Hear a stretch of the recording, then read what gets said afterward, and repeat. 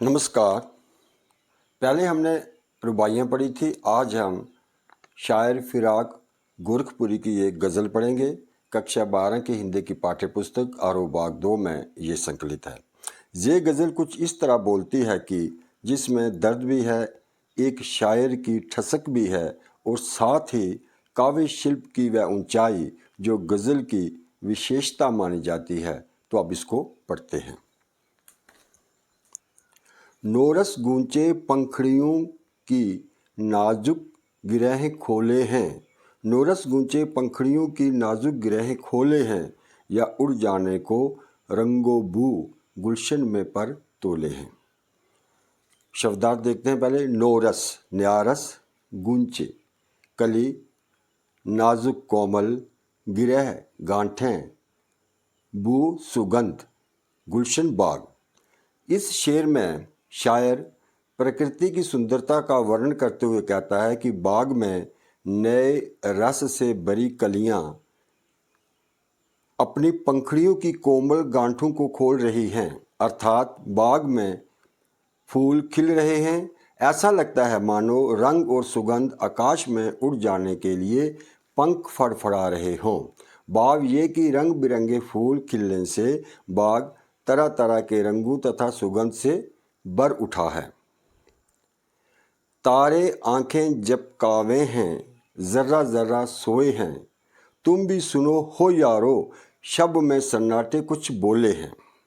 जरा जरा इसका अर्थ कन कन, शब रात, सन्नाटा बिना आवाज के यानी शांति। इस शेर में शायर ने रात के सौंदर्य का वर्णन किया। शायर कहता है कि रात ढल रही है, अब तारे भी आंखें झपका रहे हैं, संसार का कन कन सो रहा है, तुम भी सुनो हो यारो, शब में सन्नाटे कुछ बोले हैं। शायर कहता है कि मित्रों, रात में पसरा ये सन्नाटा भी कुछ कह रहा है, तुम भी इसे सुनने की कोशिश करो। भाव ये कि रात का सन्नाटा प्रिय की याद दिलाने की कोशिश कर रहा है। आगे का शेर है। हम हो या किस्मत हो, हमारी दोनों की एक ही काम मिला, किस्मत हमको रो लेवे है, हम किस्मत को रो ले हैं। शायर कहता है कि मैं और मेरी किस्मत यानी मेरा भाग्य दोनों एक जैसे हैं, मानो दोनों को एक ही काम मिला है, रोना। किस्मत मेरी बुरी दशा, मेरे हालात देकर मुझ पर रोती है और मैं अपनी बुरी किस्मत को देकर रोता हूँ। भाव ये कि मेरा जीवन निराशा और वेदना से भरा हुआ है। जो मुझको बदनाम करे हैं, काश वे इतना सोच सकें, मेरा पर्दा खोले हैं या अपना पर्दा खोले हैं। प्रस्तुत शेर में शायर ने बदनाम करने वालों पर प्रहार किया है। शायर कहता है कि कुछ लोग उसकी निंदा करके उसे बदनाम करना चाहते हैं। उसे बदनाम करने वाले, उसकी निंदा करने वाले यदि ये बात समझ जाते कि मेरी बुराई करके वे अपनी ही बुराई कर रहे हैं, वे मेरी नहीं बल्कि अपनी कमियों के पर्दों को खोलकर उजागर कर रहे हैं, अर्थात दूसरों की निंदा करने से अपनी ही कमजोरी प्रकट होती है। आगे का शेर है। ये कीमत भी अदा करे हैं हम, ये कीमत भी अदा करे हैं हम, बदरुस्ती ए होशो हवास, तेरा सौदा करने वाले दीवाना भी होले हैं। अदा करना, चुकाना, देना, बदरुस्ती ए होशो हवास विवेक पूर्वक यानी कि सोच समझकर, सौदा खरीद फरोख्त, दीवाना इसका अर्थ है पागल मत वाला।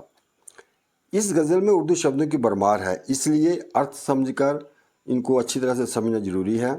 शायर कहता है कि मैं पूरे होशो हवास यानी विवेक पूर्वक तुम्हारे प्रेम की कीमत अदा कर रहा हूँ। तेरे प्रेम का सच्चा सौदा करके हम दीवाना बन चुके हैं। सच्चा प्रेम करने वालों को दुनिया दीवाना अर्थात पागल कहती है। तो आगे का शेर है। ये तेरे गम का पासे अदब है, कुछ दुनिया का ख्याल भी, सबसे छिपा के दर्द के मारे चुपके चुपके रोले हैं। गम का अर्थ है दुख, शोक, पासे अदब का अर्थ है आदर का भाव, लिहाज। इस शेर में शायर ने अपने प्रेम की पीड़ा को व्यक्त किया है। कवि अपनी प्रेमिका से कहता है, मुझे तुम्हारे दुख का पूरा लिहाज है, मैं तुम्हारे प्रेम का पूरा सम्मान करता हूँ, परंतु संसार का भी ध्यान रखना होता है। तुम्हारे प्रति मैं अपना प्रेम खुलकर प्रकट करके तुमको बदनाम नहीं कर सकता, इसलिए अपनी इस पीड़ा को सबसे छिपाकर मैं चुपके चुपके अकेले में रो लेता हूँ।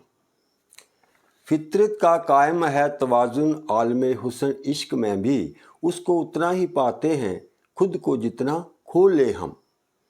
फितरत का अर्थ है आदत, कायम है बना हुआ है, तवाजुन संतुलन बैलेंस, आलमे हुस्न इश्क इसका अर्थ है सुंदरता और प्रेम के संसार में। शायर कहता है कि प्रेम और सुंदरता के संसार में संतुलन कायम है बना हुआ है, इसमें हम उतना ही प्रेम पा सकते हैं जितना हम स्वयं को खोते हैं। भाव ये कि प्रेम में पहले स्वयं को मिटाना पड़ता है। जो व्यक्ति जितना अधिक समर्पण करता है वह उतना ही प्रेम पाता है। आबो ताब अशआर न पूछो, तुम भी आंखें रखो हो, ये जगमग बैतों की दमक है या हम मोती रोले हैं। आबो ताब अशार का अर्थ है चमक दमक के साथ, बैतों उर्दू के शेरों।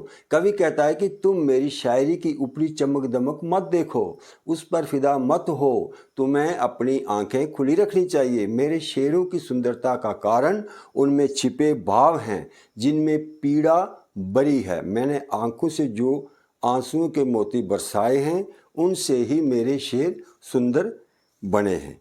आगे का शेर है, ऐसे में तू याद आए है अंजुमन मई में रिंदों को, रात गए गर्दों पे फरिश्ते बाबे गुनह जग खोले हैं।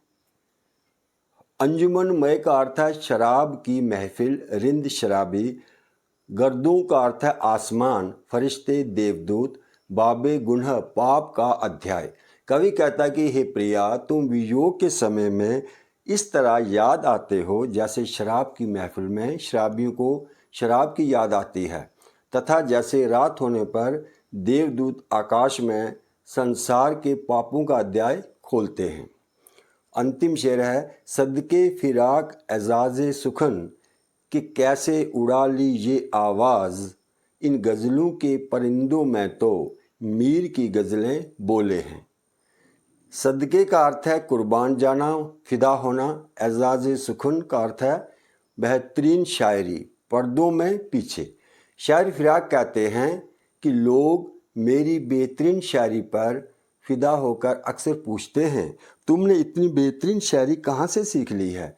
तुम्हारी गज़लों के शेरों में तो मीर की गज़लों के शेर सुनाई पड़ते हैं, अर्थात तुम्हारी शायरी मीर की शायरी की तरह सुंदर है। आज की वीडियो में इतना ही। धन्यवाद।